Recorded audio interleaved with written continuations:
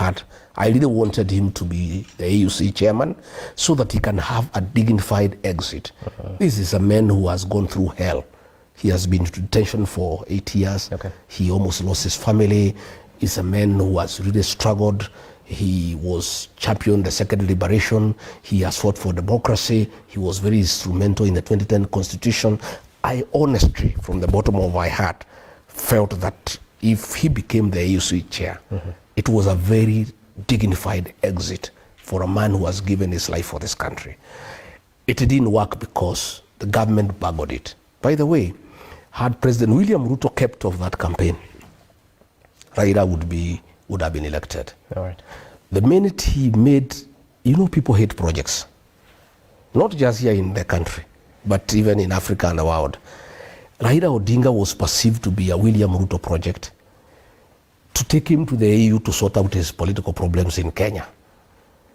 And therefore, many African presidents had a problem with that, from what we gather. They said, we don't want William Ruto to dump Raila in AU to sort out his problems at home. So many people had a problem with that. Again, they were also not able to study the geopolitics in a proper manner and see how to handle them. Then the way the president handled the DRC issue, he rubbed many people the wrong way. Again, I don't know who advised these people.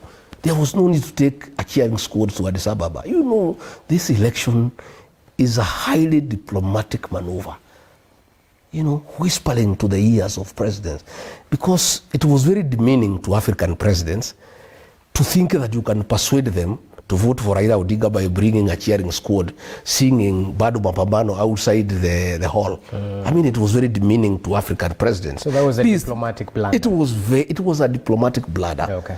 This guy who won came with only 4 people. Because these are presidents, these are people who make decisions based on many facts.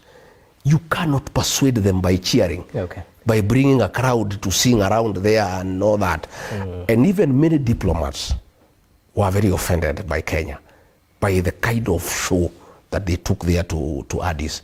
So the way that thing was handled, they goofed in a very big way.